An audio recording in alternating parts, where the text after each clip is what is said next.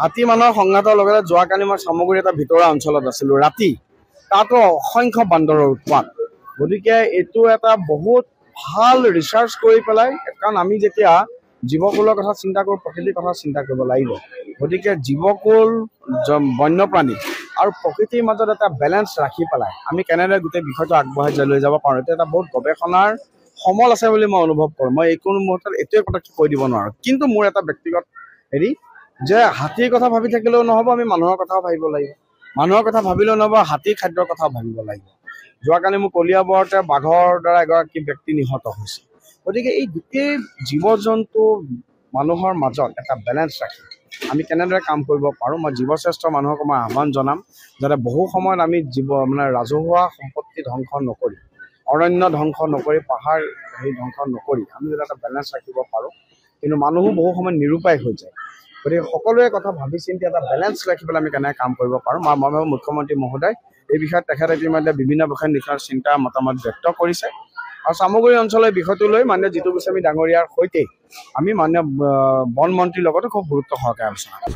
যথেষ্ট কৰিছে এতিয়া বান্দৰৰ পৰা নোৱাৰে এতিয়া এইবাৰ বান্দৰৰ পৰা ইয়াৰ মাটি খেতি নকৰে ইয়াৰ পানী অভাল হৈ আছে পানী চাৰিওফালে আছে কিন্তু বান্দৰ অত্যাচাৰত খেতি নকৰে কিমান বান্দৰ এই বহুত বান্দৰ জাক লাখ বান্দৰৰ পৰা একোৱে কৰিব নোৱাৰে এতিয়া এইবিলাক মাটিত পানী আমাৰ এই কৃষ্ণৰ পানী কিমান ভৰ্তি হৈ আছে সেই পানী এতিয়া বান্দৰৰ কাৰণে নকৰে খেতি নকৰে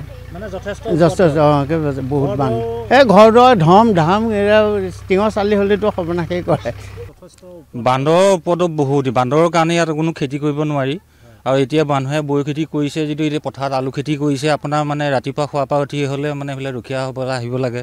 নহ'লে খান্দি কুটি খাই পেলাই সেই বান্দৰৰ ওপৰত এতিয়া খেতি পথাৰ আপোনাৰ কৰিব নোৱাৰি গৈছে এতিয়া এই ড্ৰেইনৰ কাষে বা এই বান্দৰ এতিয়া ধান হোৱাৰ লগে লগে ইয়াত এতিয়া ৰাতিপুৱা আহি মানুহ খাৰা হৈ থাকিব লাগিব বান্দৰৰ কাৰণে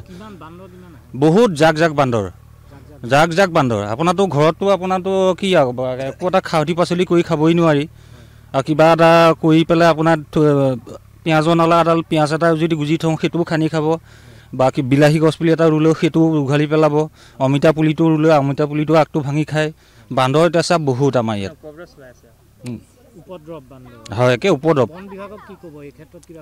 বন বিভাগক ক'বলৈতো আমাৰতো এতিয়া কথা হ'ল কি তেখেতসকলে এই বিষয়ে অকণমান হেৰি কৰিব লাগে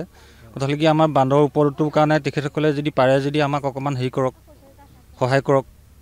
বান্দৰৰ অত্যাচাৰত আমাৰ ইয়াত কোনো খেতি পথাৰ একেবাৰেই নোহোৱা হৈছে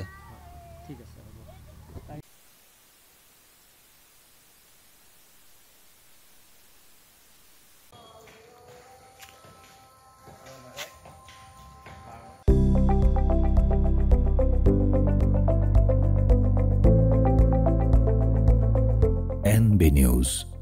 সহজ সৰল ভাষাত নৱভাৰতৰ কথা।